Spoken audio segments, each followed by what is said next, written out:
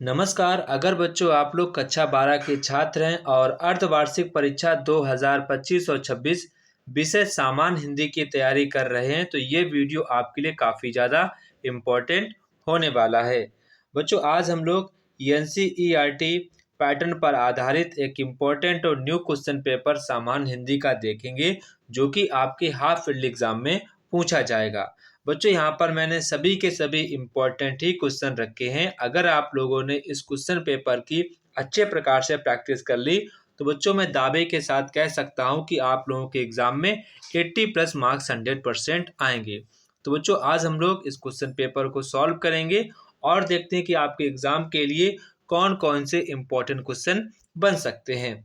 तो बच्चों यहाँ पर आपका जो पहला क्वेश्चन है, खड़ी बोली गद्य का प्रारंभ किस किस मतलब की रचना से माना गया है। तो इसका आपका सही जवाब हो जाएगा option number C. Option number आपका सी वाला करेक्ट आंसर हो जाएगा, चंद छंद बरन की महिमा।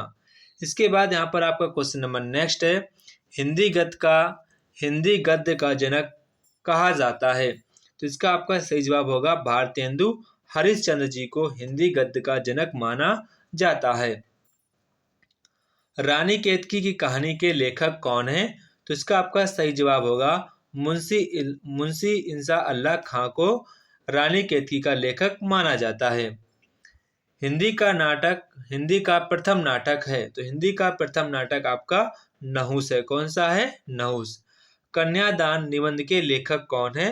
तो इसका आपका सही जवाब होगा डॉक्टर हजारी प्रसाद द्विवेदी। कौन? डॉक्टर हजारी प्रसाद द्विवेदी। इसके बाद आपका नेक्स्ट क्वेश्चन यहाँ पर है, यहाँ पर आपसे कह रहे हैं कि खुमान रासु रचयिता कौन है। तो इसका आपका सही जवाब होगा यहाँ पर दलपति विजय। कौन होगा? दलपति विजय। निम्न में से कौन सा कवि सगुण भक्ति धारा से संबंधित नहीं है। तो इसका आपका सही जवाब होगा जायसी। कौन होगा? जायसी। साकेत के रचयिता कौन है। तो साकेत के रचयिता यहाँ पर आपके हैं मैथिली शरण गुप्त। ठीक है, मैथिली शरण गुप्त। तार सप्तक का प्रकाशन किस वर्ष हुआ था। तो तार सप्तक का प्रकाशन आपका हुआ था 1943 में आपका तार सप्तक का प्रकाशन हो गया था। इसके बाद आपका नेक्स्ट क्वेश्चन है, अमीर जो आपके लेखक हैं अमीर जी, तो मतलब वो किस युग के कवि हैं। तो वो आपके आदिकाल युग के कवि हैं। ठीक है, अमीर खुसरो। ठीक है। इसके बाद आपका नेक्स्ट है, निम्न गद्यांश को पढ़कर आपको यहाँ पर प्रश्नों के उत्तर देने हैं। तो यहाँ पर सबसे पहले आप लोग गद्यांश को पढ़ेंगे। इसमें आपका सबसे इम्पोर्टेंट रहता है पाठ का नाम एंड लेखक का नाम। जो कॉपी या चेक करते हैं वो सिर्फ आपका पाठ का नाम और लेखक का नाम देखते हैं कि अगर आपने पाठ का नाम और लेखक का नाम सही लिख दिया तो आपको यहाँ पर पूरे मार्क्स मिल जाते हैं। ठीक है, तो यहाँ पर आपसे कह रहे हैं कि गद्यांश का शीर्षक व यहाँ पर लेखक का आपको नाम लिखना है। तो यहाँ पर आपको फिर रेखांकित अंश की व्याख्या करनी है। तो यहाँ पर आपका लिखा जन प्रवाह का अनंत होता है, यहीं पर आपकी अंडरलाइन है। तो इसको आपको अपने शब्दों में वर्णन कर देना है, यही आपकी रेखांकित अंश की व्याख्या हो जाती है। इसके बाद यहाँ पर आपसे कह रहे हैं कि यहाँ पर राष्ट्र के किस पक्ष का प्रकाश डाला गया। इस गद्यांश में आपको राष्ट्र के किस पक्ष का प्रकाश डाला गया वो यहाँ पर आपको बताना है। इसके बाद यहाँ पर आपसे कह रहे हैं कि सूर्य की रश्मियों का क्या प्रभाव बताया गया वो यहाँ पर आपको बताना है। अगर आप ये नहीं कर पाते तो अथवा वाला भी कर सकते हैं। ठीक है, तो यहाँ पर आपसे कह रहे हैं पाठ का शीर्षक व लेखक का नाम लिखना है। तो यहाँ पर आपको पाठ का नाम लिखना है एंड आपको लेखक का नाम लिखना है। ठीक है, ये आपके लिए काफ़ी ज़्यादा आवश्यक है। अगर आपने ये चीज़ें सही लिख दी तो आपको पूरे मार्क्स मिल जाएंगे। ठीक है, बस आपको यही बातें ध्यान रखनी है। इसके बाद यहाँ पर आपसे कह रहे हैं कि रेखांकित अंश की आपको व्याख्या करनी है। ठीक है, तो यहाँ पर आपको रेखा मिली है तो यहाँ पर आपको इसी को अपने शब्दों में वर्णन कर देना है, यही आपकी रेखांकित अंश की व्याख्या हो जाती है। यह किस दीपक की ज्योत है, वाक में क्या भाव निहित है, आपको यहाँ पर बताना है। लक्ष्यदर्शी जीवन से क्या तात्पर्य है, यहाँ पर आपको बताना है। देखो बच्चों, आपको ये क्वेश्चन कभी भी छोड़ कर नहीं आना है। ठीक है, कुछ ना कुछ लिख कर आना है, छोड़ने से अच्छा रहेगा। यहाँ पर अगर आप कुछ ना कुछ लिख देते हैं तो आपको कहीं ना कहीं मार्क्स 100% दिए जाएंगे। तो ये आपको याद रखना है। अगर आपको क्वेश्चन नहीं भी आ रहा है तो आप बना बना के इनके आंसर्स लिख देना है। इसके बाद यहाँ पर आपसे कह रहे हैं कि निम्न पद्यांश पढ़कर आपको उत्तर देने हैं। तो यहाँ पर आपको पद्यांश दिया गया है, इसको आपको यहाँ पर पढ़कर उत्तर देना है। ठीक है, तो यहाँ पर आपसे कह रहे हैं पाठ का शीर्षक व कवि का नाम। सबसे ज़्यादा इम्पोर्टेंट यही रहता है कि आपको पाठ का नाम और लेखक का नाम अगर आपने सही लिख दिया तो आपको यहाँ पर पूरे मार्क्स मिल जाएंगे। ठीक है, तो इतना आपको ध्यान रखना है। इसके बाद यहाँ पर आपसे कह रहे हैं कि रेखांकित अंश की व्याख्या करनी है। तो जहाँ पर आपको रेखा दिख रही है उसको आपको अगर पढ़ना है, फिर आपको उसी को अपने शब्दों में लिख देना होता है। यही आपकी रेखांकित अंश की व्याख्या हो जाती है। इसके बाद आपका नेक्स्ट है, पवन किस मार्ग से राधिका के घर पहुंची, वो यहाँ पर आपको बताना है। राधिका ने जो आपकी वाइंड थी उससे क्या कहा था, जो आपकी जो मतलब कि राधिका ने जो आपकी हवा बह रही थी उससे क्या कहा था, वो यहाँ पर आपको बताना है। अथवा में यहाँ पर आपसे कह रहे हैं कि अगर आप वो नहीं कर पाते तो आप ये वाला भी कर सकते हैं। ठीक है, तो यहाँ पर आपसे कह रहे हैं कि पाठ का शीर्षक का नाम और यहाँ पर आपको कवि का नाम बताना है। इसके बाद आपको रेखांकित अंश की व्याख्या करनी है। गोपियों को वियोग की अग्नि बुझाने के लिए उद्धव क्या करने को कहते हैं, वो यहाँ पर आपको बताना है। गोपियाँ उद्धव को क्या उत्तर देती हैं, वो यहाँ पर आपको पद्यांश से पढ़कर इन प्रश्नों के उत्तर देने हैं। इसके बाद यहाँ पर आपसे कह रहे हैं कि निम्न लेखकों में से किसी 3 जो आपको मतलब की रचनाएं लिखनी है और यहाँ पर आपको प्रकाश डालना है। मतलब कि यहाँ पर कहने का मतलब है कि आपको किसी एक कवि, एक लेखक या कवि का यहाँ पर आपको जीवन परिचय लिखना है, एक लेखक का और एक कवि का। और ध्यान रखना है कम से कम आपको 10 रचनाएं लिखनी है, तभी आपको पूरे मार्क्स मिल पाएंगे। और ध्यान रखना है जब भी आप रचनाएं लिखें तो काले स्केच से रचनाएं लिखें, जो कॉपी चेक कर रहे हैं उसको दूर से दिख जाए कि हाँ आपने कम से कम 10 रचनाएं लिखी हैं, तो आपको पूरे मार्क्स दिए जाएंगे। और ध्यान रखना है आपका जो जीवन परिचय कम से कम 2.5 पेज का जीवन परिचय आपका लिखा होना चाहिए, तभी आपको पूरे मार्क्स दिए जाएंगे।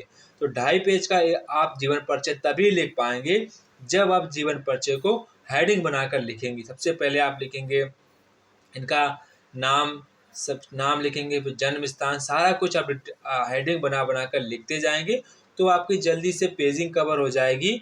और एक बात ध्यान रखनी है, जब भी आप रचनाएं लिखें तो रचनाएं एक लाइन में सिर्फ एक ही रचनाएं लिखें, ताकि आपकी जो पेजिंग है जल्दी से भर जाए और आपके 2.5 पेज जल्दी से भर जाएंगे, तो आपको पूरे मार्क्स मिल जाएंगे। ये बातें आपको ध्यान रखनी है, यही बातें आपको एग्जाम में ज़्यादा मार्क्स दिलाती हैं। इसके बाद यहाँ पर आपका नेक्स्ट क्वेश्चन है, खून का रिश्ता अथवा बहादुर कहानी की जो आपको यहाँ पर बताना है। ठीक है, इसके बाद स्वपठित खंडकाव्य के आधार पर किसी एक पात्र के बारे में यहाँ पर आपको चर्चा करनी है। इसके बाद यहाँ पर कह रहे हैं कि संस्कृत से आधारित क्वेश्चन यहाँ पर लिए गए हैं, तो यहाँ पर आपको किसी एक का ससंदर्भ सहित आपको हिंदी में अनुवाद करना है।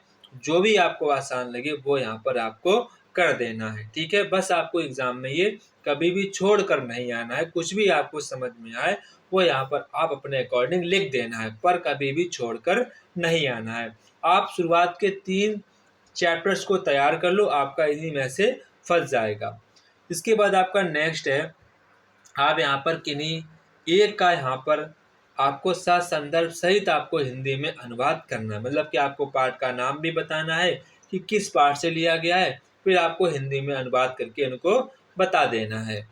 इसके बाद आपका नेक्स्ट है, निम्नलिखित में से किन्हीं 2 प्रश्नों के आपको संस्कृत भाषा में आपको उत्तर देने हैं। जो आपको आसान लगे वो यहाँ पर आपको उत्तर दे देने हैं।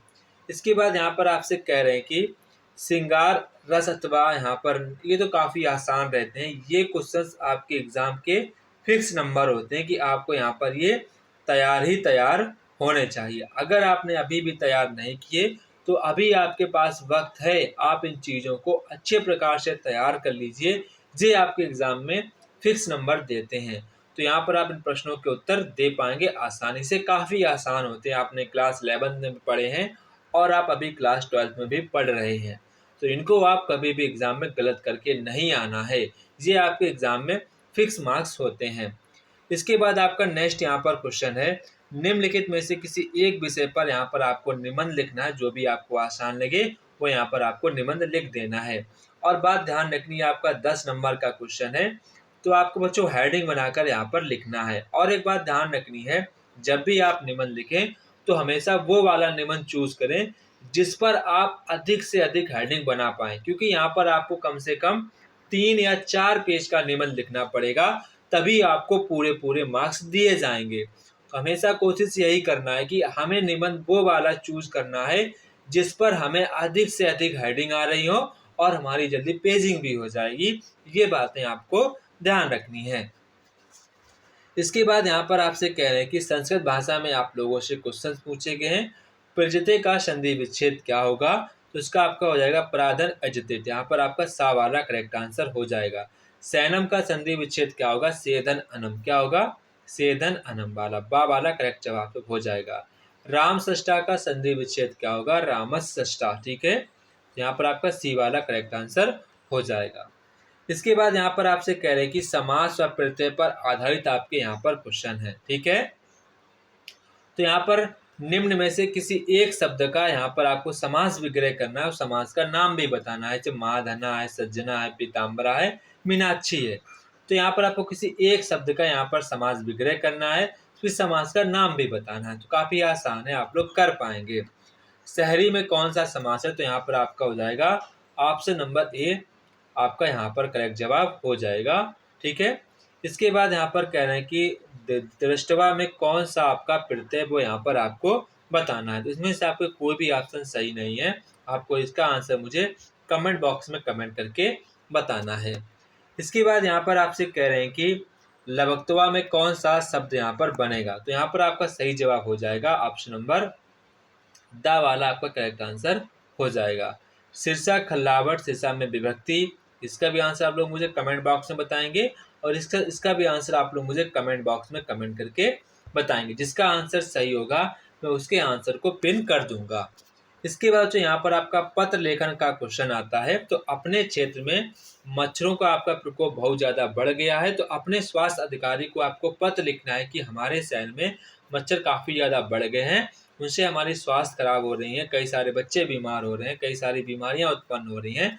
तो इनको सबको देखते हुए आपको अपने स्वास्थ्य अधिकारी को पत्र लिखना है। अगर आप ये नहीं करना चाहते हैं तो अथवा वाला भी कर सकते हैं। वैसे मेरे अकॉर्डिंग सबसे आसान ऊपर वाला ही रहेगा। तो हमेशा कोशिश वही करनी, जो एग्जाम में सबसे आसान क्वेश्चन हो हमेशा वही करने का प्रयास आपको एग्जाम में करना है। तो जय हिंद बच्चों, फिर मिलते हैं अपने नेक्स्ट वीडियो में। और हिंदी के पेपर में एक बात ध्यान रखनी है, अपनी राइटिंग का भी विशेष ध्यान रखना है, क्योंकि हिंदी के पेपर में आपको राइटिंग के भी मार्क्स दिए जाते हैं। तो जय हिंद बच्चों, फिर मिलते हैं अपने नेक्स्ट वीडियो पर।